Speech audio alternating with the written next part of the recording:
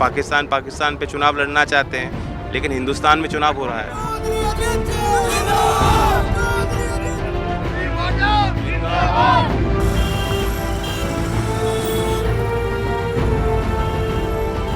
പടിഞ്ഞാറൻ ഉത്തർപ്രദേശിലെ 8 മണ്ഡലങ്ങൾ, മുസഫർ നഗറും സഹരൻപൂരും ഒക്കെ ഉൾക്കൊള്ളുന്ന ഏറെ രാഷ്ട്രീയ പ്രാധാന്യമുള്ള മണ്ഡലങ്ങൾ.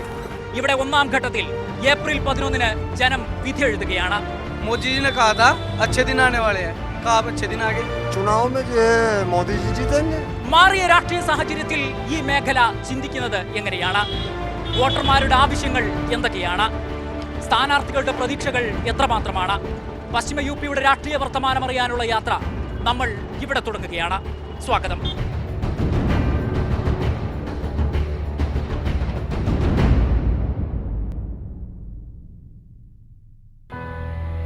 ഇനി ഡൽഹിയുടെ അധികാര ഇടനാഴിയിൽ ആരിരിക്കണം? നരേന്ദ്രമോദി തന്നെ തുടരണമോ? 11-ാം തീയതി മുതൽ രാജ്യമ വലിയ വിധി കുറിച്ചു തുടങ്ങുകയാണ്. ഈ നേരം കണ്ണും കാതും കൂർപ്പിച്ച് കേൾക്കേണ്ട, സസൂക്ഷ്മം നിരീക്ഷിക്കേണ്ട രാഷ്ട്രീയ സ്പന്ദനങ്ങളുടെ നാടാണ് പടിഞ്ഞാറൻ ഉത്തർപ്രദേശ്.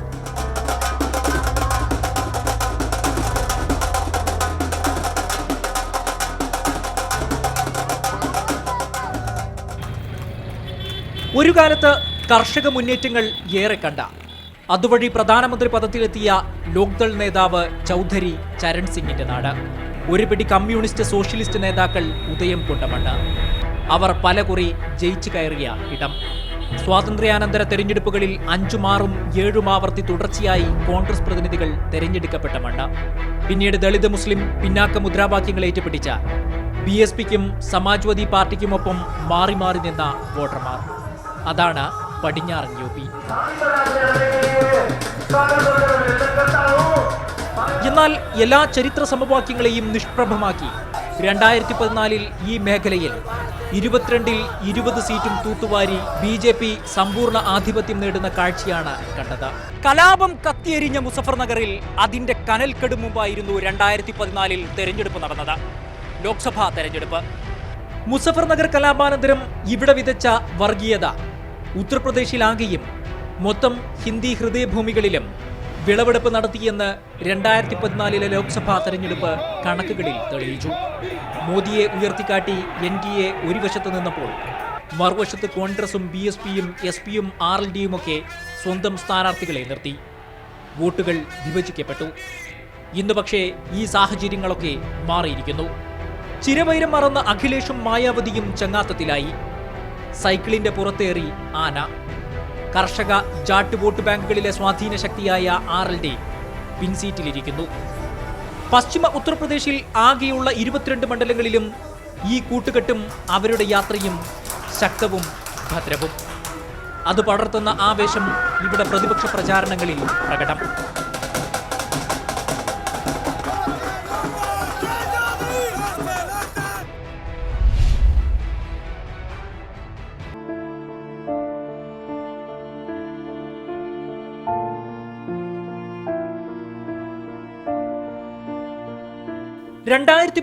ഓഗസ്റ്റിൽ 62 പേരുടെ ജീവനെടുത്ത മുസഫർ നഗർ കലാപത്തിന് തൊട്ടു പിന്നാലെ പൊതു തെരഞ്ഞെടുപ്പ് എത്തി. BJP രാഷ്ട്രീയത്തിലെ തീവ്രമുഖങ്ങളിലൊന്നായ സഞ്ജീവ് ബലിയാൻ അന്ന് വോട്ടുകൾ വാരിക്കൂട്ടി. BSPയുടെ സിറ്റിംഗ് MP കാദിർ റാണയെ 4 ലക്ഷത്തിൽ പരം വോട്ടിന്റെ ഭൂരിപക്ഷത്തിനാണ് തോൽപ്പിച്ചത്. 2019-ലും സഞ്ജീവ് ബലിയാൻ തന്നെയാണ് ഇവിടെ സ്ഥാനാർത്ഥി. BJP ക്യാമ്പിൽ ആവേശവും പ്രതീക്ഷയും ഒട്ടും കുറവില്ല.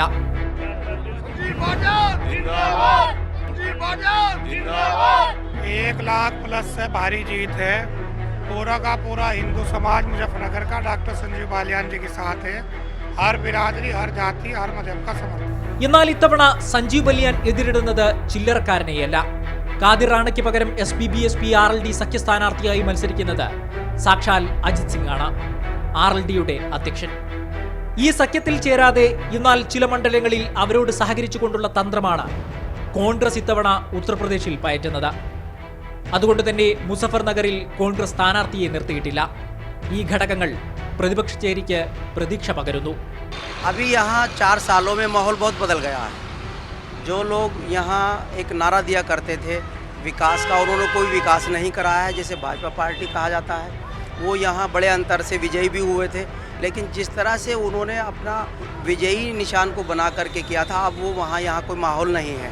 2014 में मोदी जी ने कहा था अच्छे दिन आने वाले हैं, कहा अब अच्छे दिन आ गए। मोदी जी ने कहा था अच्छे दिन आओगे, अच्छे दिन आने के बाद में जो अच्छे दिन ना आए तो मैं अपना नाम बदल लूँगा। नाम बदल के इसने टेक्का अपना नाम चौकीदार। പ്രതിപക്ഷം ഒറ്റക്കെട്ടാണെങ്കിലും 2014 വോട്ട് കണക്കുകൾ ആധാരമാക്കുമ്പോൾ ഇപ്പോഴും 1.5 ലക്ഷം വോട്ടിന്റെ മേൽക്കൈ മുസഫർ നഗറിൽ BJP-ക്കുണ്ട് എന്നതാണ് യാഥാർത്ഥ്യം. गठबंधन के वोट यदि जोड़ लिए जाएं फिर भी 2.5 लाख प्लस की जीत बैठ रही है, तो गठबंधन कोई चुनौती नहीं है यहाँ मुजफ्फरनगर में। അഞ്ചാണ്ടിനിപ്പുറം വീണ്ടും ഒരു തെരഞ്ഞെടുപ്പെത്തുമ്പോൾ 2013 കലാപത്തിന്റെ ഇരകൾക്ക് ഇപ്പോഴും നടുക്കമൊഴിഞ്ഞിട്ടില്ല എന്നത് മറ്റൊരു കാര്യം. ആർക്ക് വോട്ട് നൽകും എന്ന ചോദ്യത്തിന് തികഞ്ഞ രാഷ്ട്രീയ മറുപടിയുണ്ട് കലാപാനന്തര കോളനികളിലെ ഓരോ വോട്ടർക്കും. മുസഫർ നഗർ കലാപത്തിലെ ഇരകൾ താമസിക്കുന്ന കോളനികളിൽ ഒന്നിലാണ് ഞാനിപ്പോഴുള്ളത്. എനിക്ക് പിറകിൽ ഈ കാണുന്ന കോളനിയിൽ 85 കുടുംബങ്ങൾ താമസിക്കുന്നു. 2014 തെരഞ്ഞെടുപ്പിന്റെ നേരത്ത് താൽക്കാലിക ടെന്റുകളിലായിരുന്നു മുസഫർ നഗർ കലാപത്തിന്റെ ഇരകൾ. പിന്നീട് ഇതുപോലുള്ള കോളനികളിലേക്ക് മാറ്റിപ്പാർപ്പിക്കപ്പെട്ടു. ഈ താമസമാറ്റം കഴിഞ്ഞിട്ട് വർഷങ്ങളായി. കലാപം കത്തുമ്പോൾ വീടും സമ്പാദ്യവും ഉപേക്ഷിച്ച് ബാവ്ഡി എന്ന ഗ്രാമത്തിൽ നിന്ന് കുടുംബത്തോടെ ഓടി രക്ഷപ്പെട്ടവരിൽ ഒരാളാണ് റൈസ. 8 तारीख को 8 बजे झगड़ा हुआ था। पहला तो नसीम जा गया, कुछ नहीं होने का। हमारा गाँव मासा कभी कुछ नहीं हुआ। रोक लिए, रोकने के बाद हमारा मार का टम पिट्टी होगी, भाग दौड़ हुई, भागने नहीं पाए, जो भाग गया वो सही मारा। ഭയത്താൽ 2014 തെരഞ്ഞെടുപ്പിൽ BJP-ക്ക് വോട്ട് ചെയ്തവരുണ്ട് ഇവിടെ. ഇത്തവണ അതുണ്ടാകില്ലെന്ന് തറപ്പിച്ചു പറയുന്നു.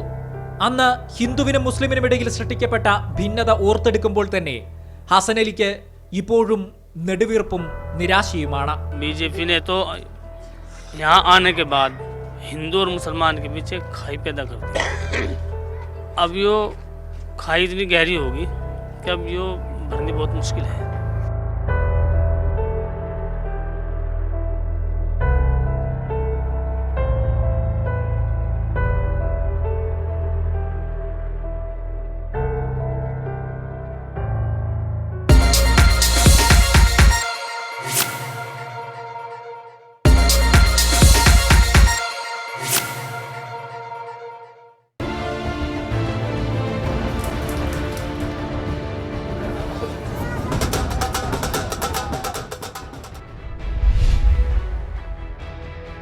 ഇത്തവണ SP-BSP RLD സഖ്യത്തിന്റെ ശക്തി എല്ലാ അർത്ഥത്തിലും പരീക്ഷിക്കപ്പെടുന്ന ഇടമാണ് ഭാഗ്പത്.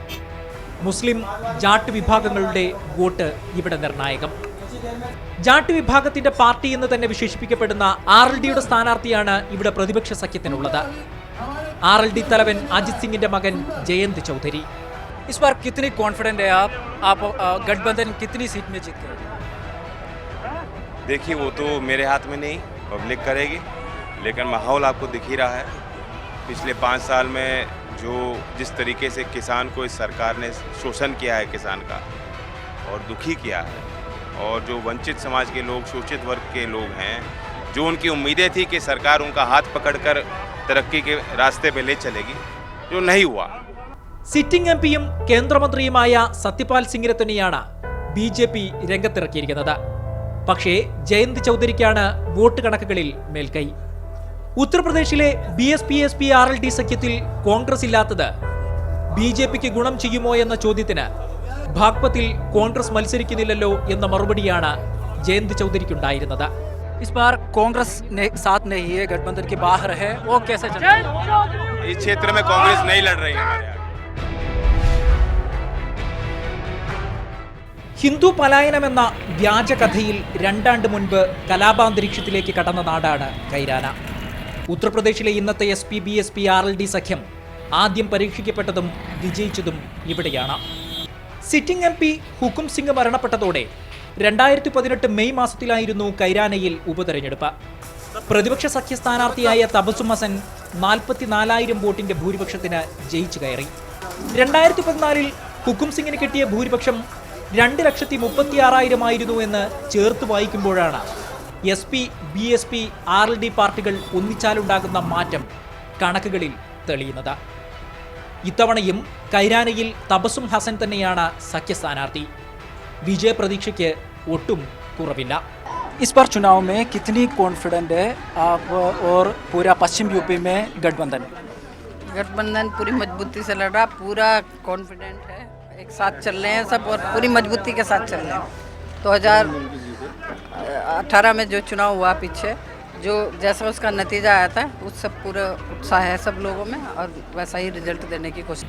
എന്നാൽ മുസഫർ നഗറിലേതുപോലെ കോൺഗ്രസ് ഇവിടെ മത്സരരംഗത്ത് നിന്ന് വിട്ടുനിൽക്കുന്നില്ല എന്നതാണ് മറ്റൊരു വാസ്തവം. മുൻ MP കൂടിയായ ഹരേന്ദ്ര മാലിക്കിനെ കോൺഗ്രസ് ഇത്തവണ സ്ഥാനാർത്ഥിയാക്കിയിരിക്കുന്നു. ഇത് BJPക്ക് ഗുണം ചെയ്തേക്കുമെന്ന ആക്ഷേപം പ്രതിപക്ഷ ചേരിയിൽ ശക്തം. പശ്ചിമ ഉത്തർപ്രദേശിൽ ഒന്നാം ഘട്ടത്തിൽ വിധിയെഴുതുന്ന മറ്റു സുപ്രധാന മണ്ഡലങ്ങളാണ് സഹരൻപൂരും ഗാസിയാബാദും മീറത്തും. ഇതിൽ സഹരൻപൂർ മണ്ഡലത്തിലാകട്ടെ ത്രികോണ മത്സരമാണ് നടക്കുന്നത്. ഉത്തർപ്രദേശിലെ ഏറ്റവും പടിഞ്ഞാറേയറ്റത്തെ മണ്ഡലം. ബഹുജൻ സമാജ്വാദി പാർട്ടിയുടെ മായാവതിയുടെ പരമ്പരാഗത ബെൽറ്റുകളിലൊന്ന്. 40% മുസ്ലിം വോട്ടർമാർ. ഉത്തരേന്ത്യയിലെ അറിയപ്പെടുന്ന ഇസ്ലാമിക മതപഠന കേന്ദ്രമായ ദാറുൽ ഉലൂം സ്ഥിതി ചെയ്യുന്ന ദയൂബന്ദ് പട്ടണവും ഈ മണ്ഡലത്തിലാണ്. BSPയുടെ സിറ്റിംഗ് സീറ്റായിരുന്ന ഇവിടം 2014 65,000 വോട്ടിന്റെ ഭൂരിപക്ഷത്തിൽ BJP പിടിച്ചെടുത്തു. രാഘവ് രഖൻപാലാണ് വിജയിച്ചത്. അന്ന് തോറ്റ കോൺഗ്രസ് സ്ഥാനാർത്ഥി ഇമ്രാൻ മസൂദ് ഈ തെരഞ്ഞെടുപ്പിലും പാർട്ടിക്ക് വേണ്ടി മത്സരിക്കുന്നു. BJPക്കായി സിറ്റിംഗ് MP തന്നെയാണ് മത്സരരംഗത്തുള്ളത്. SP-BSP സഖ്യത്തിനായി മറ്റൊരു മുസ്ലിം നേതാവ് ഫസലുർ റഹ്മാൻ. गठबंधन की पोजीशन बहुत मजबूत है, बेइंतहा मजबूत है, बल्कि इस चरण में जो 11 जगहों पर इलेक्शन होने जा रहा है, 11 की 11 सीटें गठबंधन जीतने जा रहा है और ये भाजपा हारने जा रही है. പാക് ഭീകരൻ മസൂദ് അസറിന്റെ മരുമകനാണ് ഈ മണ്ഡലത്തിലെ കോൺഗ്രസ് സ്ഥാനാർത്ഥി ഇമ്രാൻ മസൂദ് എന്ന് ഉത്തർപ്രദേശ് മുഖ്യമന്ത്രി യോഗി ആദിത്യനാഥ് ഇവിടെ നടത്തിയ പ്രചരണത്തിൽ ആരോപിച്ചിരുന്നു. പിന്നീട് മണ്ഡലത്തിലെ ചർച്ചാ വിഷയം തന്നെ അതാക്കി മാറ്റി കോൺഗ്രസ്. വിനാശകാലെ വിപരീത ബുദ്ധി എന്നാണ് യോഗിയുടെ ആരോപണത്തിന് ഇമ്രാൻ മസൂദിന്റെ മറുപടി. भाजपा का कैंपेन जो मुख्यमंत्री योगी आदित्यनाथ यहीं पे शुरू किया है, जो उसका बात बहुत फेमस हो गया है, चर्चा हो गया है, उसके बारे में आप क्या कहना चाहते हैं जो मसूद अजहर बात के बारे में? देखिए, हिंदी में एक मिसाल होती है जिसको तो कहते हैं विनाश काले विपरीत बुद्धि. जब आदमी का वक्त ख़राब आता है तो उल्टी सीधी बातें बोलने लगता है. हम बात करेंगे किसान की, वो बात करेंगे दामाद की. हम बात करेंगे रोज़गार की तो वो बात करेंगे पाकिस्तान की. तो उनको तो बेवजह की बातें करने की आदत है. और ये जो योगी साहब हैं, ये तो दिव्य ज्ञानी व्यक्ति हैं. अभी इनको हनुमान जी की जाति का ज्ञान हुआ था, तो इन्होंने हनुमान जी की जाति बताई थी पिछले चुनाव में. इस चुनाव में इन्हें इमरान मसूद की रिश्तेदारी का ज्ञान हुआ है. और मुख्यमंत्री हैं, उनको संभल कर बोलना चाहिए. अगर अजहर मसूद का दामाद, किसी भी आतंकी तक का दामाद यहाँ पर चुनाव लड़ रहा है, तो आप क्या कर रहे हो? ശക്തരായ രണ്ട് എതിർ സ്ഥാനാർത്ഥികൾക്കിടയിലും BJP ക്യാമ്പ് സഹരൻപൂരിൽ തികഞ്ഞ ആത്മവിശ്വാസത്തിൽ തന്നെ. कांग्रेस का कैंडिडेट पिछली बार भी चुनाव लड़ा था. पिछली बार ये लोग अलग अलग लड़े थे. जब इनके पास अपना कुछ अस्तित्व नहीं बचा तो ये गठबंधन में हो गए. चाहे ये गठबंधन कर ले, चाहे ये कुछ भी करे, चुनाव हम 100% यहाँ से जीतेंगे. മായാവതിയുടെ വോട്ട് ബാങ്കിലേക്ക് കയറിപ്പറ്റിയ ദളിത് മുന്നേറ്റ നേതാവ് ഭീം ആർമിയുടെ തലവൻ കൂടിയായ ചന്ദ്രശേഖർ ആസാദിന്റെ തട്ടകമാണ് സഹരൻപൂർ. ഭീം ആർമിയുടെ പിന്തുണ കോൺഗ്രസിനാണ് എന്നത് SP-BSP സഖ്യത്തിന് തിരിച്ചടിയാണ്.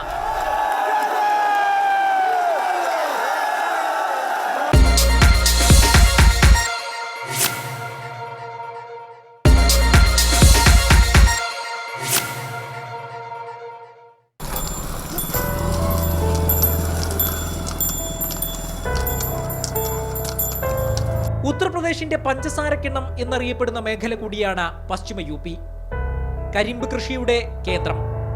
ഗോതമ്പും കിഴങ്ങും ഒട്ടും കുറവല്ല. പാർട്ടി ഭേദമന്യേ എല്ലാവർക്കും കർഷക വോട്ടുകൾ നിർണായകം.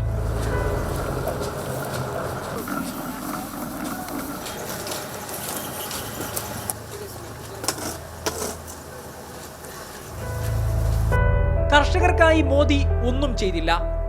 എങ്കിലും രാജ്യരക്ഷയ്ക്ക് മോദിയുടെ ഭരണം നല്ലതാണ് എന്ന് അഭിപ്രായപ്പെടുന്നവരും ഇവിടെയുണ്ട്. क्या कहना चाहता है चुनाव के बारे में?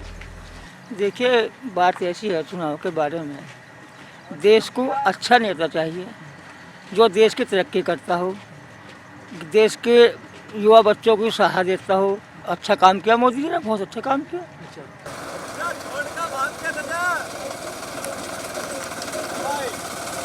कोई भी सत्ता आ जाओ किसान को कोई देने के लिए नहीं आने का, उसे बेचारे को अपनी खेती करनी पड़ेगी। इस बार चुनाव में जो है मोदी जी जीतेंगे पक्का, उनको कोई हराने वाला नहीं है। നോട്ട് നിരോധത്തിന്റെ ക്ലേശവും ഓർമ്മകളും പങ്കുവെക്കുന്നു യുവാക്കൾ. जितने भी लोग हैं बैंकों की लाइन में, नोटबंदी से और जीएसटी में, सब लोग पूरे 5 साल इसमें ही घिर के रह गए। जिन लोगों को पैन कार्ड नहीं जरूरत नहीं, उन्होंने पैन कार्ड बनवाया, राशन कार्ड में, इसमें उसमें सभी लग के रह गए बैंकों की लाइन में। लोगों को इस कदर फॉर्म में पैसा खर्चा होगा, लोग गरीब हो गए. രണ്ടാം ഘട്ടത്തിൽ തെരഞ്ഞെടുപ്പ് നടക്കുന്ന പശ്ചിമ ഉത്തർപ്രദേശിലെ മറ്റൊരു പ്രധാനപ്പെട്ട മണ്ഡലമാണ് അംറോഹ.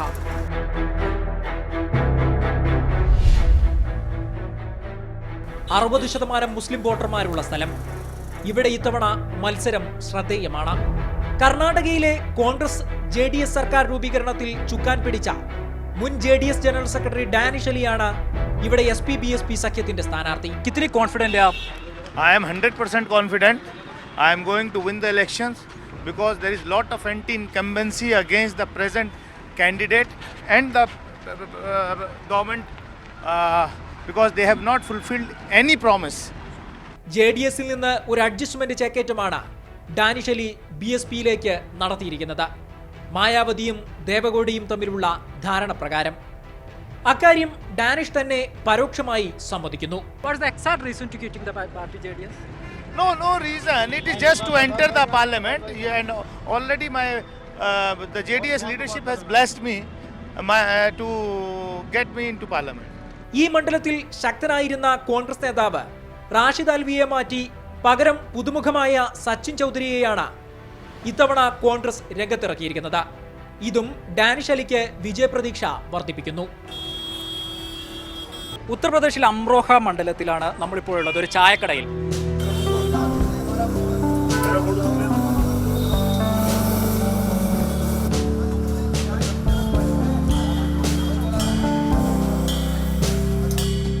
ഇവിടുത്തെ ഈ ഒരു കാലാവസ്ഥയിൽ പുതിയ ഒരു രാഷ്ട്രീയ സമവാക്യം രൂപപ്പെട്ടിരിക്കുന്നു. BJP ഒരു വശത്ത്, മഹാഗഡ്ബന്ധൻ എന്ന മഹാവിശാല സഖ്യം BSP SPRLD ഒക്കെ ഉൾപ്പെടുന്ന സഖ്യം ഒരു വശത്ത്, കോൺഗ്രസ് ഇതിനിടയിൽ. അങ്ങനെയൊക്കെയാണ് രാഷ്ട്രീയ സാഹചര്യം. സാധാരണക്കാർക്ക് എന്താണ് ഇതിനെക്കുറിച്ച് പറയാനുള്ളത് എന്നത് ഈ ചായക്കടയിൽ ഇരിക്കുന്ന സാധാരണക്കാരായ ആൾക്കാരോട് നമുക്ക് ചോദിച്ചു നോക്കാം. इस बार चुनाव में कौन जीतेगा इधर अमरोहा में, और पश्चिम यूपी का भाजपा का हालत क्या है? बेहतर है जी, पहले से बेहतर है जी. अमरोहा कॉन्स्टिट्यूंसी में कौन जीतेगा? वो दानिश अली और गठबंधन और भाजपा दोनों की बरोबर किया, वो अलग बात है कौन निकल जाए टाइम पे. അതായത് അംറോഹ മണ്ഡലത്തിൽ ശക്തമായ മത്സരമാണ് BJPയും സഖ്യവും തമ്മിലുള്ളത് എന്നതാണ് അദ്ദേഹം പറയുന്നത്. എന്നാലും BJPയുടെ നില മൊത്തത്തിൽ UPയിൽ മെച്ചമാണ് എന്നതാണ് ഇദ്ദേഹത്തിന്റെ അഭിപ്രായം. നമുക്ക് ഇദ്ദേഹത്തോട് ചോദിക്കാം, आप किसको सपोर्ट कर रहा है, क्यों सपोर्ट कर रहा है? हम समाजवादी का आदमी भाई. ये अमरोहा में कौन जीत गया? समाजवादी. അംറോഹ മണ്ഡലത്തിൽ SP-BSP സഖ്യ സ്ഥാനാർത്ഥിയായ ഡാനിഷ് അലി വിജയിക്കുമെന്നാണ് അദ്ദേഹം പറയുന്ന കാര്യം.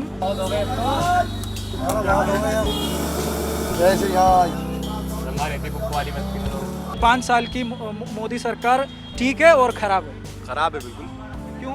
क्योंकि जवानों को बेरोजगार कर दिया, रोजी नहीं दी, ना किसी को सरकारी नौकरी दी, ना कुछ दिया. सब अपना ऐश और आम करा उन्होंने. करोड़ों रुपए की संपत्ति रखी अपने पास. आप लाखों रुपए का सूट पहना, करोड़ों रुपए का घड़ी पहनी, मोबाइल पहना, उन्होंने रखा अपने पास. बेकार बिल्कुल. राहुल गांधी के बारे में क्या सोचता है, और यूपी का जो गठबंधन के बारे में? यूपी का गठबंधन महागठबंधन है, इंशाल्लाह मजबूत गठबंधन है, सबसे आगे रहेगा. पहले चरण में भी सबसे ज़्यादा सीटें होंगी और दूसरे चरण में भी सबसे ज़्यादा सीटें होंगी. गठबंधन बिल्कुल क्लियर है इनका, कोई ज़रूरत नहीं है. अगली बार कौन PM बनने के लिए सोचता है? ये तो राहुल गांधी ही बनेंगे. राहुल गांधी पक्के बनेंगे इंशाल्लाह. दुआ तो यही अल्लाह से, बाकी तो अब करना ना करना ऊपर वाले का आशीर्वाद. ഏതായാലും കൃത്യമായി വിശാല സഖ്യത്തിന് തന്നെ മേധാവിത്വമുണ്ടെന്ന് പറയുന്ന വോട്ടർമാരെയാണ് നമ്മൾ ഇപ്പോൾ കണ്ടത്. അദ്ദേഹം പറയുന്നത് ഇവിടെ ഡാനിഷ് അലി, അതായത് SP-BSP സഖ്യത്തിൻ്റെ സ്ഥാനാർത്ഥി തീർച്ചയായും വിജയിക്കും. മോദി സർക്കാർ അങ്ങേയറ്റം പരാജയമായിരുന്നു, തൊഴിൽ വാഗ്ദാനം ചെയ്തു യുവാക്കൾക്ക് എന്ത് നൽകി എന്നതാണ് അദ്ദേഹം ചോദിക്കുന്നത്. അതോടൊപ്പം തന്നെ പ്രധാനമന്ത്രിയായി ഇനി രാഹുൽ ഗാന്ധി വരണമെന്നും അത് എന്താണ് എന്ന് സംഭവിക്കുക എന്നറിയില്ല, അത് ദൈവത്തിൻ്റെ കയ്യിലാണ് കാര്യമെന്നുമാണ് അദ്ദേഹം പറയുന്നത്.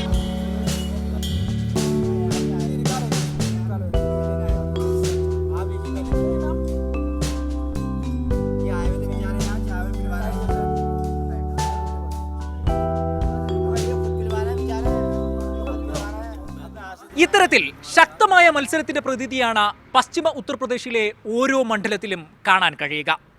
2014-ലേതുപോലെ വോട്ടർമാർ പൂർണ്ണമായും വർഗീയമായ ചിന്തകൾക്കും അതുവഴിയുള്ള ധ്രുവീകരണത്തിനും അടിമപ്പെട്ടിട്ടില്ല എന്നതാണ് യാഥാർത്ഥ്യം. വോട്ടിടാൻ ഓരോരുത്തർക്കും രാഷ്ട്രീയമായ കാരണങ്ങളുണ്ട്. ഏതായാലും പശ്ചിമ ഉത്തർപ്രദേശ് അതിൻ്റെ പൂർവ്വകാല തെരഞ്ഞെടുപ്പ് ചരിത്രങ്ങളിലേക്ക് തിരിച്ചു നടക്കുമോ എന്നതറിയാൻ മെയ് 23 വരെ കാത്തിരിക്കണം.